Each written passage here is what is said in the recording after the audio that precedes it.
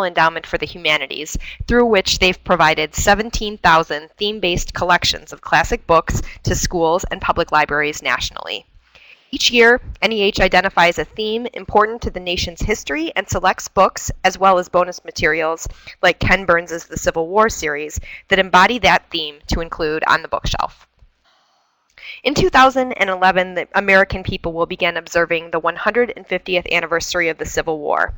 Through the More Perfect Union bookshelf, NEH and ALA seek to promote reflection on the idea of the United States as a union by fostering public programs that utilize materials in the bookshelf collection. We hope that the information presented this afternoon will instruct and inspire you to use the Ken Burns Civil War film series to engage your community in meaningful exploration of the theme. We are extremely grateful to NEH for their support of the We the People bookshelf and their ongoing generous support of libraries. We are also delighted to have all of you with us today and participating in this wonderful project. Before we get started, I would like to set out some basic information about communication in the online classroom, and then we will move along to the main presentation. First, please don't use the instant message feature to pose technical questions. If you are experiencing any kind of technical difficulty, just send a private message to our technical expert, Angela Hanshaw. You can select her name at the left from the pull-down menu and send her a private chat. Next, we will have a Q&A period after the main presentation. In order to keep the program on track, we ask that you save your questions for the presenter until the very end.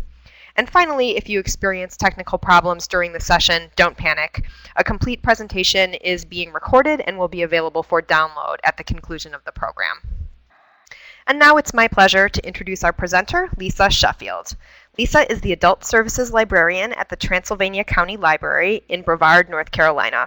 Her responsibilities include collection development in reference, adult fiction and nonfiction, network administration, teaching training classes for both library staff and library patrons, and adult program planning. She is a member of the American Library Association and the North Carolina Library Association. She also serves as one of the 2 public librarians on the Training Advisory Committee of NC Live, North Carolina's statewide electronic resource library. Lisa is a certified master trainer and has done training classes for the State Library of North Carolina and Lyrasis. She received her master's in information science from the University of Tennessee in Knoxville. We are so happy to have Lisa with us today to share her experiences working on film discussion programs in her own library. So without further delay, I will hand the floor over to you, Lisa. That sounds all right, folks. Good afternoon and welcome. For those of you who might be curious where Transylvania County is, Brevard is 40 miles southwest of Asheville, North Carolina, so that gives you an idea of where I'm located. Now, back to the beginning here.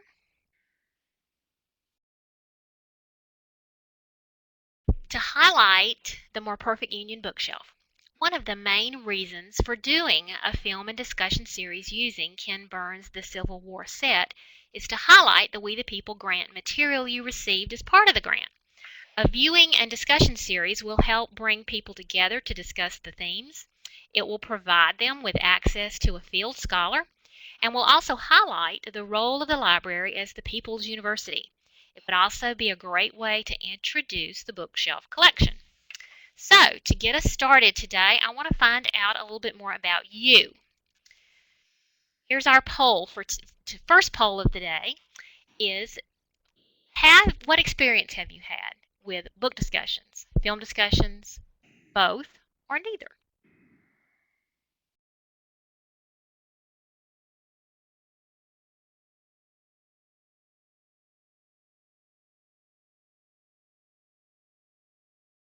Getting there.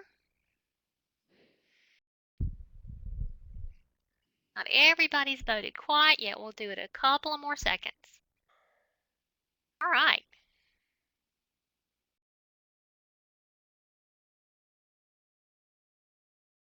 Okay. Well, I'm going to close the poll, and looks like most folks have done a book discussion, but some of you have done a film discussion too, so that's great. We'll be able to build on each other's experiences. Now, since most of us are more familiar with the book discussion format, we're going to start today by talking about how a film discussion series is different from a book discussion series. With a film series, you are able to have the sessions weekly, usually for 6 consecutive weeks, and this is possible because unlike a book and discussion series, you don't have to give participants time to read a book between the sessions. Discussion material is viewed as part of each session. Typical format is weekly, usually 6 sessions for 6 weeks, but there can also be variations in this. Next, for a typical book discussion series, you have a different scholar for each book. For film series, there is typically one scholar for the entire series for continuity. As the series scholar is the person who selects the viewing segments, it is logical to have the person who selects the segments be there to comment and guide the participants for all sessions. Now, with book discussion series, you typically must ask for advance sign-up, mainly because you need to know the number of books and you have to keep track of who has those books. For film and discussion series, I find that just requesting sign-up, not requiring it, encourages a bit more participation. I do have a sign-up sheet, and I get anyone's name who attends any of the sessions. But I also tell them if they know friends who would like to bring along, or they're welcome to bring friends, family, anybody who's interested after we get started. Making it a little more fluid seems to make participants more to attend. With a film discussion series, you must have a location that can project the film for a larger crowd. So there are some equipment and location requirements that you just don't have to have with a book discussion series. Film discussion sessions are typically a little longer than a book discussion session because you must view the material first before the discussion begins. In general, each session should strive to be about 2 hours long. Now, for the rest of our time together today, we're going to talk a bit more about each of these pieces. So, why put on a film discussion series? These resources that you received from the grant are meant to be used, and talking about the issues related to these resources encourages the use of not only the We the People bookshelf resources, but other resources that the library has as well. Once the film discussion series is over, you definitely want to make this material, including the Civil War DVD set, available to your patrons for checkout for viewing at home. Use during the series and continue use after the series concludes. A film discussion series could highlight the important role of the library in the community. It may also tie into your library's mission and long-range plans. So there are a lot of good reasons to plan and implement a film discussion series. And next year is especially appropriate for this kind of discussion series. It's very important for you to know who you're trying to reach when you begin planning for a film series. Think about audience in terms of age and interests. This can be any number of groups in your community. Current patrons of your library, perhaps you want to target non-library users. Whatever group you decide, make sure that your decisions regarding time of day and day of week match with your target audience. For example, if you wanted to try and get high school students or college students to participate, it really wouldn't make sense to schedule the series during the day. For that particular audience, you might try a Saturday afternoon. You might also try sending press releases to campus newspapers and perhaps getting a younger scholar to lead the discussions. So think about your audience when you begin your planning process. Just a quick word about public performance rights. Any film shown in a library for the public requires the acquisition of public performance rights for the material. The good news is the Civil War set you received as part of the grant includes public performance rights.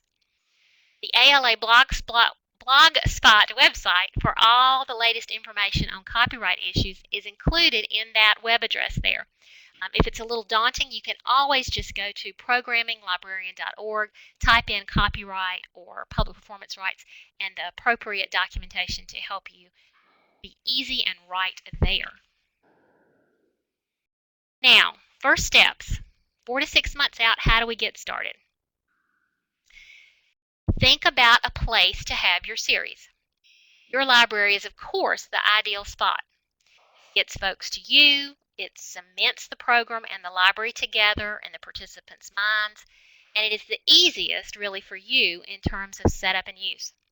My experience is that film discussion series always have more participants than my book discussion series.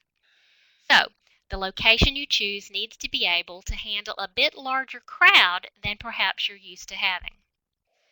When viewing film, it is vital that the lights in the room can be turned off, that the room can be darkened. This makes it easiest to see the film from a projector. You will also need equipment. If you don't have equipment, begin working right now on how you might get it and who from. You should begin work on selecting a scholar. This piece is not something you can delay. Determining the day and time to have the series sessions. Should it be a weekday? Should it be a weekend? Should it be held in the daytime, or should it be held at night? All of these pieces work together. You can't really select one piece definitively until you begin the conversation with your scholar. Now, what exactly is the role of the scholar? They are knowledgeable guides who provide an authoritative voice on the topic. They need to encourage the free exchange of ideas. They frame the discussion by selecting the specific segments to view during the series. And they develop questions for the discussions following the viewing. They facilitate the discussion and lead the group through these discussions. They will also follow up and respond to the participants' participation as part of the discussion.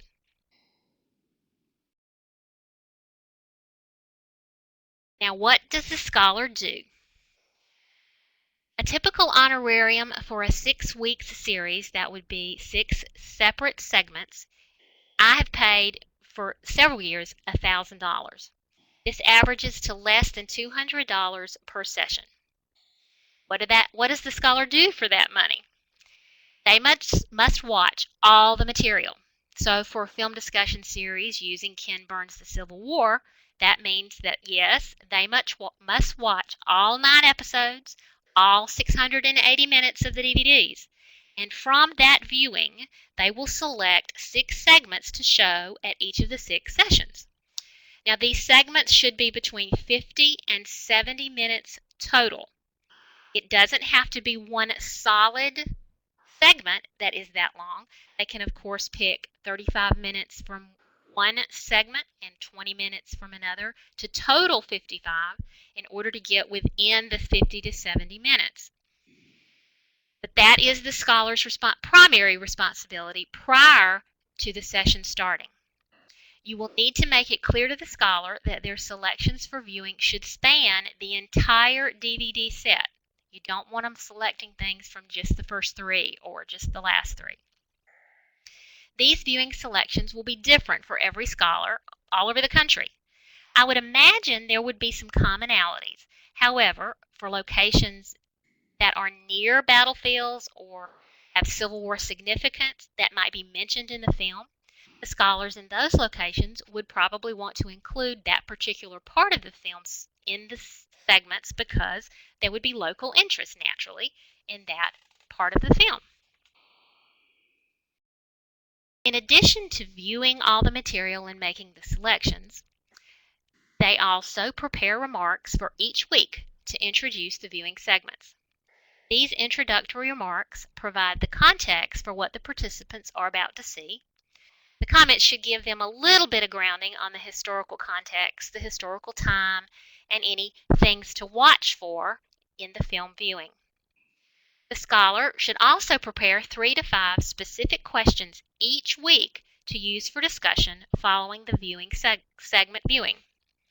These should be broad, issue-based kinds of questions, and questions that relate events and actions to us today. Scholars should also offer some sort of suggestions for books, websites, other films, etc. that could provide a resource sheet if participants want to learn more about the overall topics addressed during the series. This resource sheet should be done really in collaboration with you. so that you can ensure that you have these materials available to patrons for them to access. It is always better to be extremely clear about what your expectations are. Have the discussion with the scholar up front. Be very clear with them about what you expect and what you expect them to do. A sample agreement for the scholar is available as part of the collection of documents to download at the end of the PowerPoint presentations. Some of these details include things like arriving at least 20 minutes before the session starts, getting you the discussions questions a few days before the session date, and other similar details. Now, how do you find this person? If you have a local or state humanities council, contact them for suggestions of scholars for the series. They may be able to recommend someone in your area that has experience leading this type of program. Local and state humanities councils are also excellent resources for grant funding to assist you in getting the funds to pay your scholar if that's going to be a challenge for you. You might take a look at if you have a local college nearby. Any of the professors in English, literature, or history would be a great place to start. They may not be Civil War historians specifically, but any American history professor, if they are interested in doing it, would be able to lead the series. Even if they can't help you, they may be able to offer you other suggestions. I have heard of locations using co-scholars. One person is the subject expert and selects the film segments and offers the introductory remarks, and the other person facilitates the discussions. If that's the way you choose to go, then I would pay half of the fee to each person. So half of the $1,000 honorarium would go to one and half to the other. It is important to remember that the materials in the films are used as the jumping off point for a discussion. The scholar encourages participants to discuss the broader issues and guide the discussion to address relevant issues for us today. In a perfect world, your scholar would be both knowledgeable about the topic of the film series and have skills to maneuver a group through a discussion of issues. Luckily, most humanities scholars are very skilled at this piece and have a wide breadth of interest in the topic. It's a balance to try and get someone both knowledgeable about the topic and adept at discussions with adults. Now, you might also look around in your area if there's a retired scholar in your community. They might be willing to lead the series. Ask other library staff and patrons for suggestions. Just a word about subject experts. Ideally, your scholar would be very knowledgeable about the topic of the series, perhaps even an expert. You need to ensure that if they are in fact a subject expert, that you make sure that the scholar understands that their role in the film discussion series isn't to impart all of that knowledge, but to identify and impart the key bits of information necessary for participants to be grounded for the film viewing and for the discussion. Some subject experts are great at this, and I've been very fortunate to work with some of them. But this is something you need to be very upfront and clear about when discussing scholar responsibilities, making sure that they don't try to do too much. In fact, the time constraints just don't allow it, and the scholar needs to be comfortable with that. Otherwise, you're going to have unhappy participants and an unhappy scholar. Another great idea is to plan for the scholar to do a program presentation outside the parameters of the series to engage the participants who really want to know more and learn more, and to allow the scholar the opportunity to really shine in their area of expertise. The ability to lead and handle the discussion is probably your most important consideration. Now, what equipment do you need? You will definitely need a large screen or blank wall space that can handle a projection image shot high enough for a crowd to see. Ideally, it should be able to be viewed over people's heads so that it doesn't matter where participants sit. You will also need to determine how to get the sound loud enough and clear enough to be heard in a large crowd.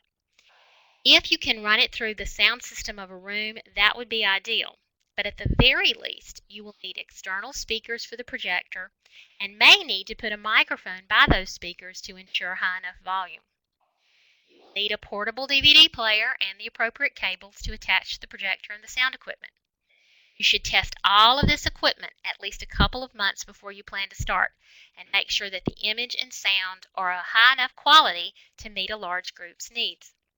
If you don't have a projector, your scholar, if they are associated with a college or university, might be able to help you. They will typically have access to a projector that they can use, so ask them if that's a problem.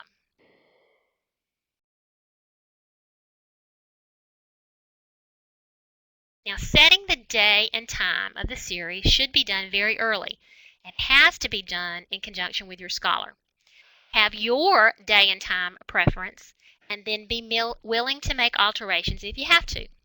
This is important because if you have the right person and you have set a day and time that just won't work for that particular person, you want to have the ability to move things slightly. For example, you want to have the series on Mondays from 4 to 6 in the afternoon. You found the perfect scholar, but they have a weekly class on Mondays from 2:30 to 5. Or they have a conflict the first Monday that you want the series to begin. So the scholar, the day and the time, and the location work in conjunction. Suppose you have to move the start day of the series up a week or back a week because of something the scholar can or can't do. But your location isn't available if you move things. So all of these pieces work together. Have your preferences set before you start the conversation with the scholar, but be flexible if you need to be. Now that you have all these pieces in place, it's time for some second steps. The ALA Public Program Office has created a sample press release for the Civil War Film Discussion Series. It's available for download as part of the packet for this webinar. There are also sample flyers and posters for you to use. Take these samples and plug in your site-specific information. Get all of this ready to go about 2 to 3 months ahead of the start date that you have identified for your series. The only other piece of information you will need related to these 2 to 3 months out materials is when you are going to allow sign-ups to start for the series and the procedures for how that will be done. You need to decide early so that this information can be included in any press release or flyer that announces the series. I typically set a sign-up start date about 1 month before the series is set to begin. At my library, the reference desk is where the sign-up sheet is located, mainly because my office is just behind the reference desk. So all phone numbers mentioned in the press release and on the flyers have the reference desk as the point of contact for sign-up and for more information. Once the sign-up date is near, I print out bookmark reminders for patrons who sign up that shows all the days, dates, and times for each session of the series. If folks sign up via email, I email them the same information. A sample of a bookmark that I've used in the past will also be included in the additional material and is available for you to download. Now about 8 weeks out, it's time to send out your press releases to the local papers. Don't forget about smaller publications that are usually desperately looking for copy. Offer to go on your local radio station for a morning interview. If you have local cable access scrolls, ask about getting the series information included. Every local media outlet has different deadlines. Be sure that you are familiar with what those deadlines are for that particular media in your area and make sure you send it in plenty of time and to the correct contact. Library newsletters are a great way to announce series, so make sure that you meet that deadline. Put up your signage both inside the library and outside the library, and don't forget to get the scholar to put up flyers at wherever their base is. Also, don't forget about promoting it in any organizations you or the scholar might be members of. Finally, at every program you have in the library, before the series is set to begin, do a preview announcement about the film and discussion series. Invite folks to participate and tell them how to sign up. In fact, bring along the sign-up sheet with you and sign them up right there.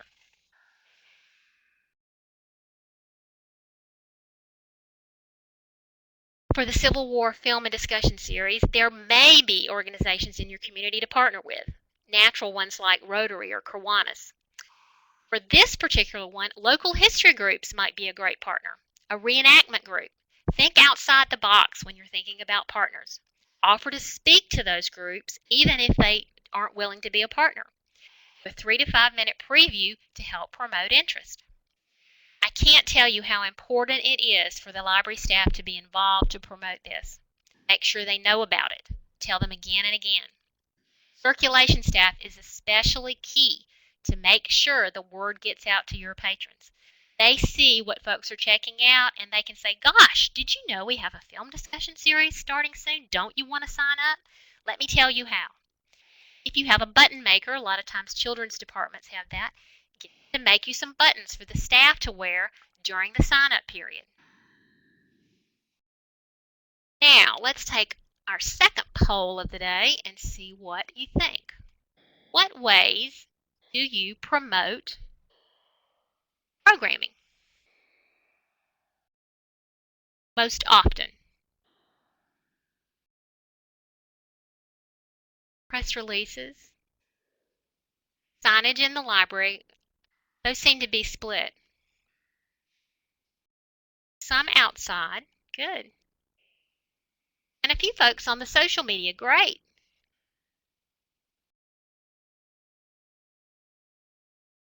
All right. Good job. Local newspaper press releases seem to be the big winner here. But the good news is, I'm getting ready to close the poll, folks. Ready? All right. Good job. The good news is that all of those options promote ideas. They all work. Don't forget to take advantage of the full range of options to help promote your series. Now, because you don't have books to track in a film discussion series, it makes sense to simply request that patrons sign up, not require them. I do actually request sign up because it helps me get an idea of quantities for setting the room up and for purchasing refreshments. When they sign up, get an email and a phone number. This can be very handy if there's a problem. One time I had to cancel a discussion series session because of an ice storm, and I managed to contact most of the folks either by phone or email to let them know not to try and come to town that night. So it was a very handy thing that I had those pieces of information. About 3 days before the series is set to begin, send an email reminder out about the series and that it's about to start. Call those who don't provide an email, just a friendly reminder. This is especially important if you've been letting people sign up for a long time, a month or so. I also allow folks to sign up after the series starts. Word of mouth builds interest, and folks will say, gosh, I hate that I missed the first session. Can I come to the rest? And I'm a softie, and I say, well, sure. So I'll leave that up to you, but I have found it, people really appreciate it when I let them come after the fact, after we've started. Now, food factor. In general, food is very casual. Cookies, I buy them at the grocery store and the bakery. They aren't anything to write home about, but refreshments are always appreciated. In general, you need to plan that about 2/3 of the people who have signed up are going to eat. That's just a rough ballpark estimate. I usually do juice, either grape or apple juice, with the cookies. Now, if the weather is cooler or in the wintertime, I have done hot water and gotten tea bags and even hot chocolate mix, and that's been a big hit. Usually my refreshment costs are under $20 per session. I also put out a basket with a sign that says, refreshments provided by the Friends of the Library. Donations appreciated. Most times I will tell you I have recovered the $20 I had spent that night. So it's a great way for friends groups to help support your programming, but if you put a donation basket out, you're likely to get your money back. Now we're getting closer to our start date. About 3 to 4 weeks you want to check in with your scholar.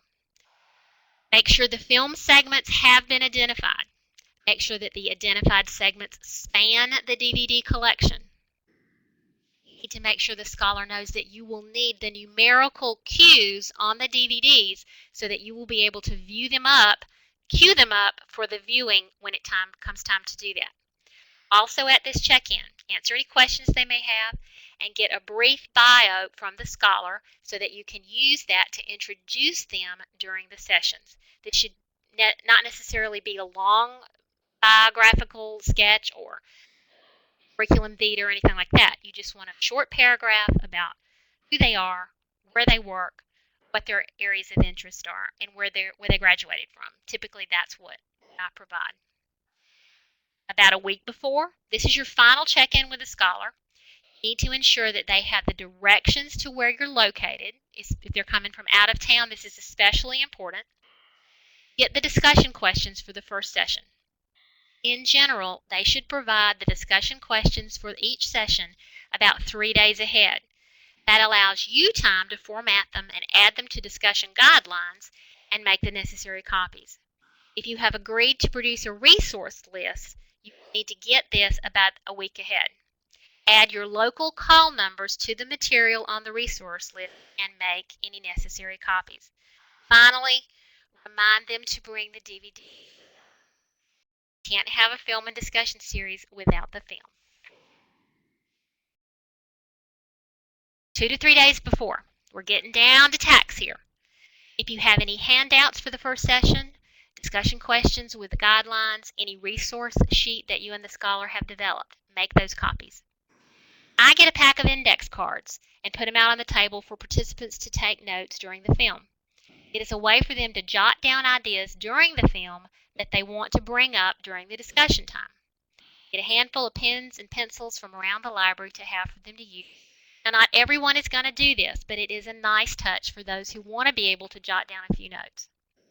I did the Looking at Jazz series last year, and for that first night, I pulled a whole cart of material that the library owned about jazz and made a table display in the room for that very first session. It was very popular, and we checked out a lot of material that night. Buy any food, cups, napkins that you need for refreshments, and buy name tags. Just a pack of name tags. Everyone should be wearing a name tag for the sessions. The day has arrived, and you're ready. You will, of course, have done a run-through with the projection equipment and sound beforehand, as well as how to get the room dark enough. But get the equipment in place about an hour before the program is set to start. Chairs. Make sure you set up approximately 25% more chairs than you have folks signed up. And make sure that you can get more chairs relatively easily if you need them.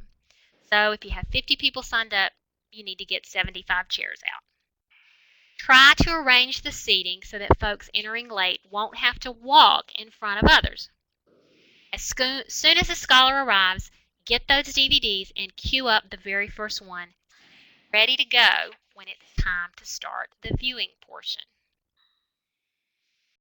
I usually set up a check-in welcome table. I station myself there and welcome folks as they arrive. I use the sign-up sheet that we had folks sign up on before, and if anyone walks in, I add their names and try to get contact information at that time. Have the name tags for participants and make sure you have a name tag and the scholar has a name tag as well. Have the markers ready to write the names. Now, I prefer to do it myself. I prefer to write the name tags for the participants, and that's because it helps me learn their names. But you can do it however you would like, but it is a little more personal if I'm doing it. And like I said, it does help me remember the names. Now here is an evening schedule within a 2-hour framework. Welcome and announcements, thank yous, and intros, 2 to 3 minutes. The previewing comments, 10 to 15 minutes. The viewing of the film, approximately 60 minutes. Anywhere from 50 to 70 is a good base. Want to have a short break? Discussion 30 to 40 minutes, and wrap up and preview of what's coming next week, 5 to 10 minutes. The goal of 2 hours isn't hard and fast. I have to tell you, the first session is invariably long, because it just is. Might want to plan with the scholar to try and make the first session's viewing segments closer to the 50-minute mark versus the 70-minute mark. You also might want to post this time frame for everyone to see so they will know what the session timelines are for the night. So a flip chart or put it on a board or a swipe board or whatever in the room gives people a little more comfort if they know. Now, ready to start the program. Thank folks for coming. Remind them of the duration of the series, for example. I'll be seeing you every Thursday through the end of October. Point out the location of the restrooms. Discuss any parking information that you might need to do, and any location-specific details. Every library's got specific things that are just for them, but make sure you cover that very first night. Thank any partners who might have made the series possible, who paid for the refreshments, grant information requirements. Go over the schedule and use the brief bio from the scholar to introduce the scholar to the participants. Turn it over to the scholar, and the ball is now in their court. Next, the scholar starts the comments. Usually these comments give a mini lecture, but they may also have PowerPoint slides or websites that they want to show during this 10 to 15-minute intro section. Then show the film segment or segments if there are more than one. At the end of the viewing, have a short break. By this time, folks have been sitting for an hour to hour and 20 minutes or so, and they need a leg stretch and a bathroom break. During the break, have refreshments out and available for grazing. On to the discussion of the viewing. I can't emphasize enough that participants have to feel that problems will be dealt with. If you have a domineering participant or several, you must deal with them kindly and gently, but unless you want the difficult folks to continue to come and everyone else not to come, you need to handle them. You and the scholar together need to handle them. I've included a list of ground rules for good discussions in the material available at the end of the webinar. I would suggest that some form of these guidelines be given in writing to all participants. Having them included at the top of the discussion questions is always a good option.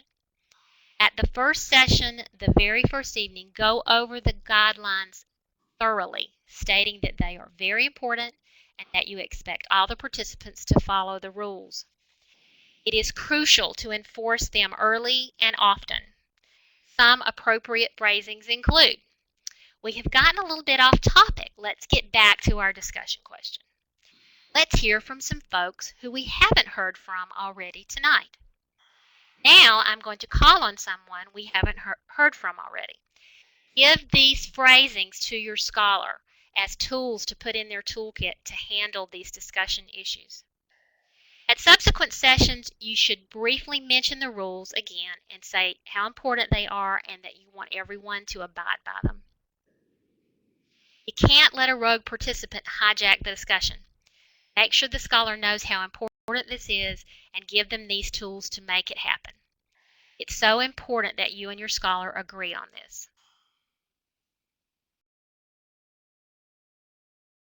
Now, you have two discussion options. This is entirely up to the preferences of your scholar, you, and your participants. Either way works. One large group requires serious discussion management, and smaller groups require several volunteer leaders who are able to handle facilitation of discussion. So both options have some challenging aspects. Ask the participants. Ask the scholar. The scholar especially may have a preference, so try to accommodate that preference unless it just isn't working. Also be willing to try a different way if participants or scholars think another way might work better. Be flexible.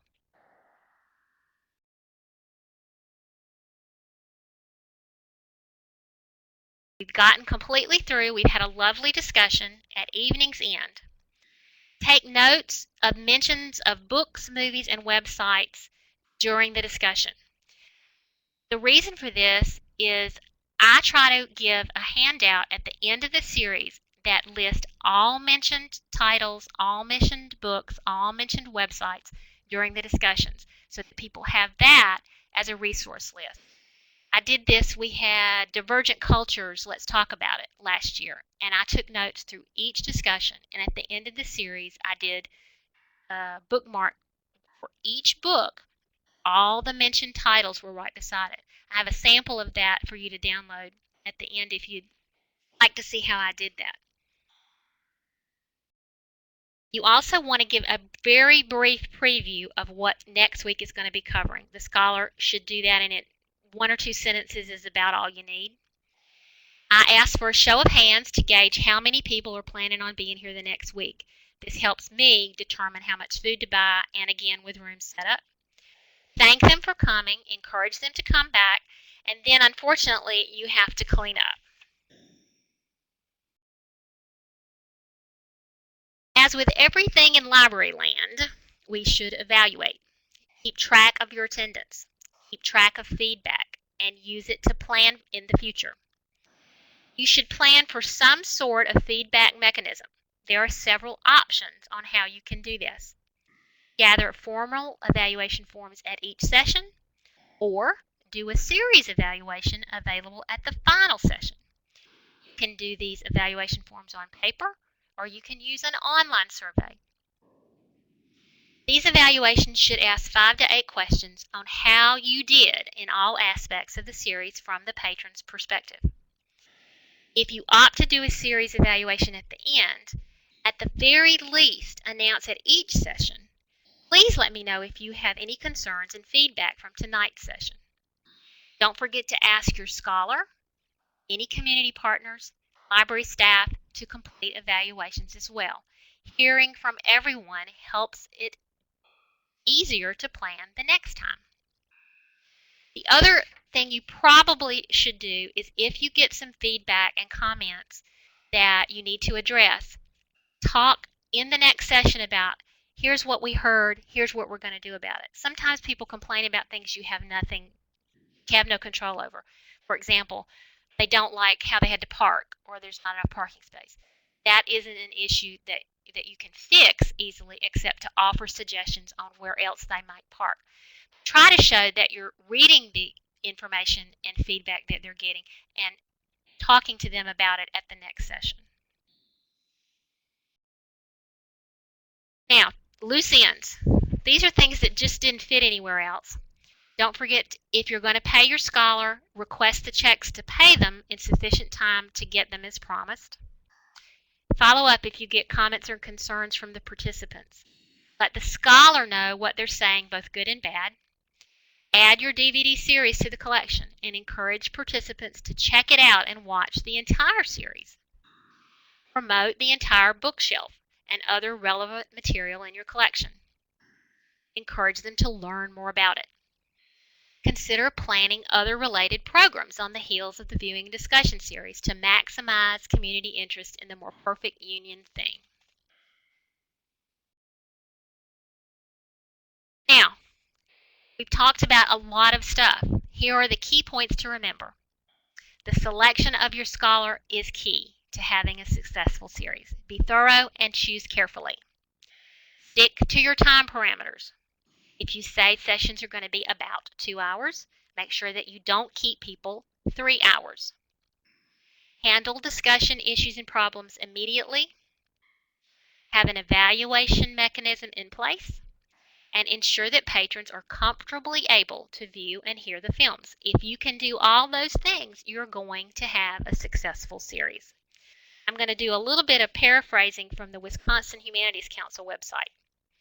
If you build it, they will come. If the series is designed with the interest and concerns of the community in mind and the location, time, and atmosphere is welcoming, people will join the discussion. If it is hospitable, they will stay.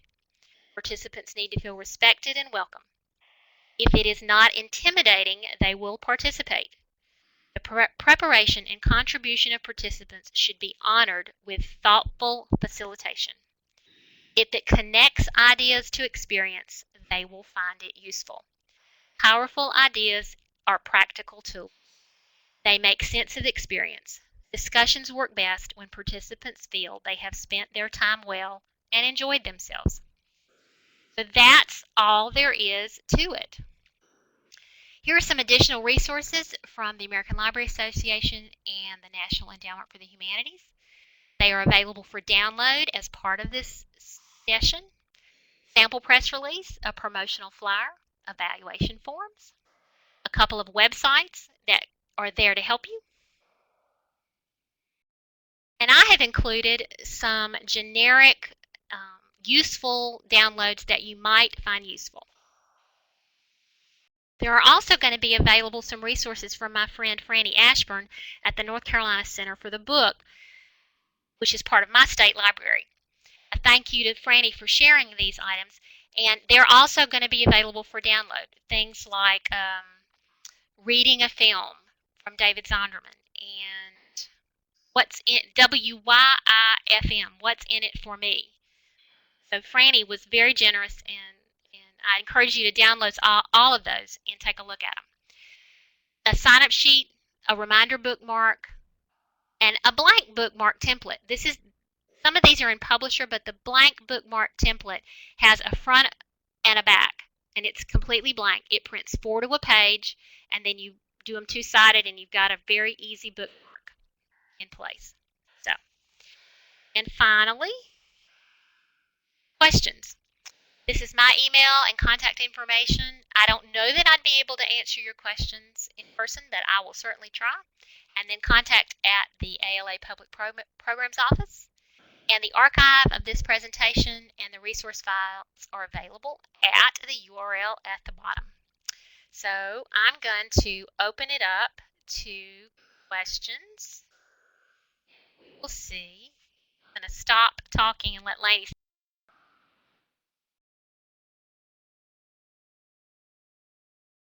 Thank you, Lisa.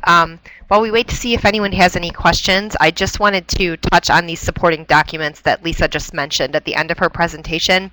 All of those files, the promotional samples, evaluations, scholar agreements, etc., will be posted on the We the People bookshelf website by the end of this week with an archived version of the presentation and a copy of the PowerPoint to download.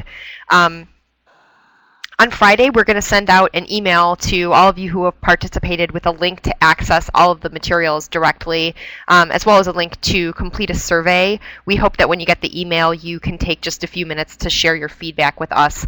This URL that's on screen right now with the archive of presentation and related resource files, that link won't be active for about another 24 hours, so you want to just give it a moment to get there.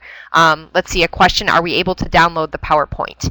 Yes, there will be a download of the PowerPoint, I think a PDF version as well, and the archived session, which actually has audio.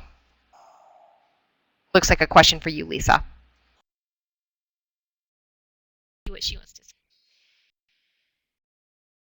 Getting an optimum time. Do you mean a time of day when to have it?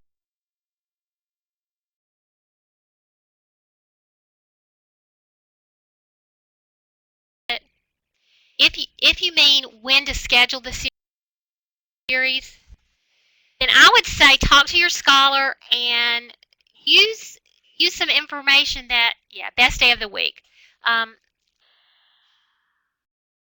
What has worked in the past, you can always use your past experience to help with that. I find for me, in my community, I have a lot of retired folks, and they really don't like to be out late at night. So I can get away with starting at 7 o'clock, late spring, summer, and early fall. But they don't like it when we start at 7 o'clock in the late fall and winter because it gets so dark. So look at your community, look at who your target audience is going to be, and talk about it. I have not had a lot of luck with weekends. It's something we could certainly try. I know one librarian just up the road from me, they scheduled Sunday afternoons, and they had phenomenal success with that.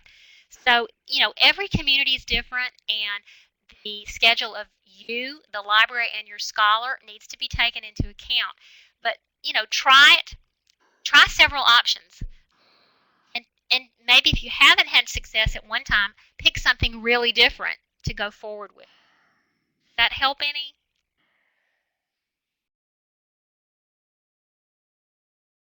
Any other questions?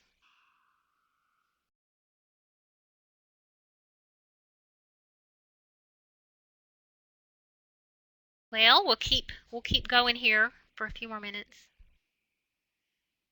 Has anyone tried 4 o'clock on a weekday? I have started at 6 o'clock, but I have not started as early as 4 o'clock. Has anybody else had any luck with late afternoon? That might be a good option. You would get folks after school. Probably wouldn't get a lot of folks who works for teen programs. So if you're targeting a younger audience, a late afternoon might be a good option.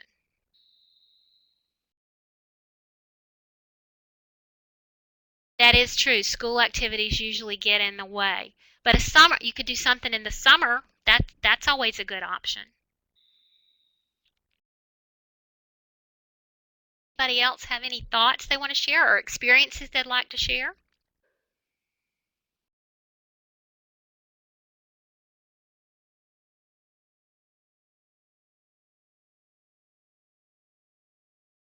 Gosh, a magic formula for initiating adult programming.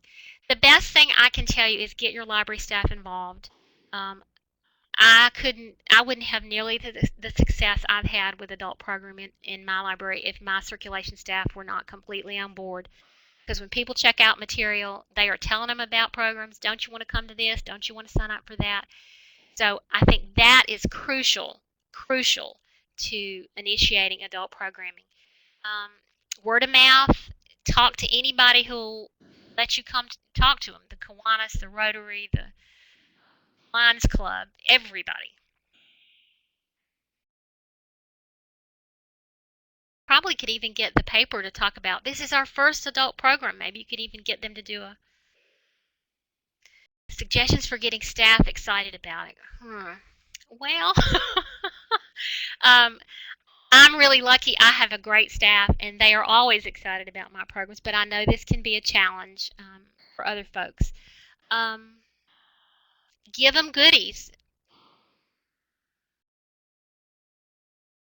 Yeah, that's great. Staff is a great help. Someone just shared that. Remind them of their pay. Someone says it. I will tell you that promoting and talking up library programs is something that's in their job description. So it is something that I can say you are responsible to helping get this done. So putting it in job responsibilities is really important. But getting them excited, say, for every one you get if you can help me get 100 people, I'll buy you all pizza or something. I don't know, just thinking out loud. Word of mouth really works. Flyers, that's a great idea. Golly, experience about the event but no shows. I wonder, did you ask for sign-ups? Yeah, oh, the other thing you might do if you're just starting and is have some sort of little drawing, a giveaway of some kind for anybody who comes. It could be a copy of a book. It could be, it depends on where you could get some money if your friends would help you do this. But having a little giveaway always is a draw. I don't know why. Food is also a draw. And you can do cookies and juice. You can do pizza and subs. Um, you can also ask in your community. Staff shares in the planning. Lots of communication back and forth creates buy-in. That's an excellent suggestion. Food is always a great incentive. If you have connections with food places in your community, you can see if they would provide one night get Subway to do sub sandwiches and the other night Domino's to do pizza. So it could be more than just cookies and juice if you wanted it to and if you felt like that would be an incentive to get folks to participate. Think outside the box. I think Friday nights would really depend on your community.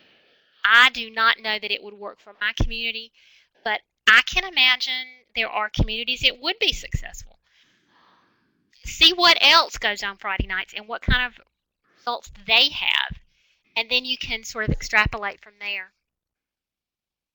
That's a great suggestion too. Connect with programs related to local history materials. That's a great idea.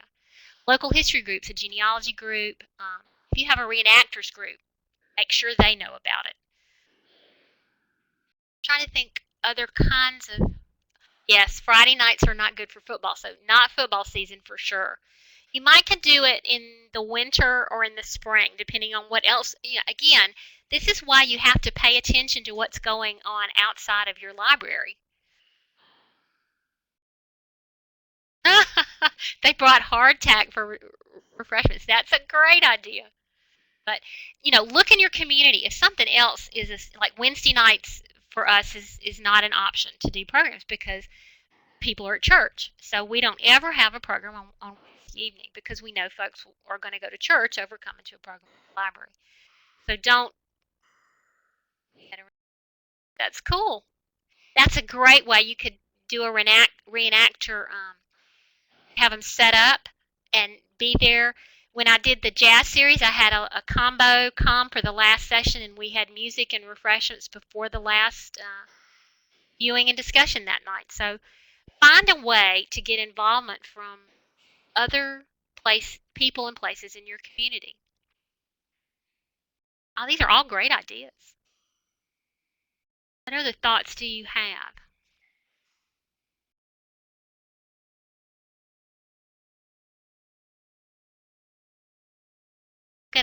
I'm gonna see if Lainey wants to weigh in. Local historical societies are good.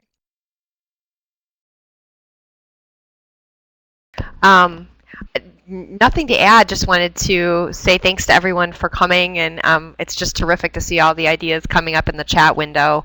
I want to, while I have the microphone, thank Lisa for being here and providing this terrific presentation, and also thank the National Endowment for the Humanities for supporting the We the People bookshelf and supporting libraries. And of course, thanks to all of you for joining us in the classroom. We've got another 1 or 2 minutes if there are more ideas to come through or any last questions for Lisa or for me.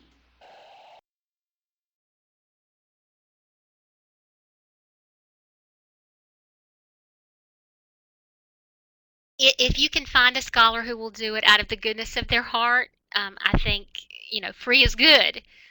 But you do still need to be very clear about, even though it's free, you outline the responsibilities, and you sometimes you can, if you promise to feed them, they will come. So even if you'll just pay for the scholars dinner, that's usually all they need. But do remember to be clear about what you expect, and even if they're doing it for free, they need to follow the guidelines you've set out. Any other thoughts or comments? All right, she can't wait to get started. All right, good job. Well, I hope you all have a great rest of the day, and I think I think you're all going to do some great programs as we go forward. Next year, the anniversary of the Civil War, it's going to be a fabulous year leading up to that. So, Thanks, Lisa, and thanks, everyone. And just a reminder, when you get that email later this week, to please take our survey and give us some feedback on the session. Thanks, everyone.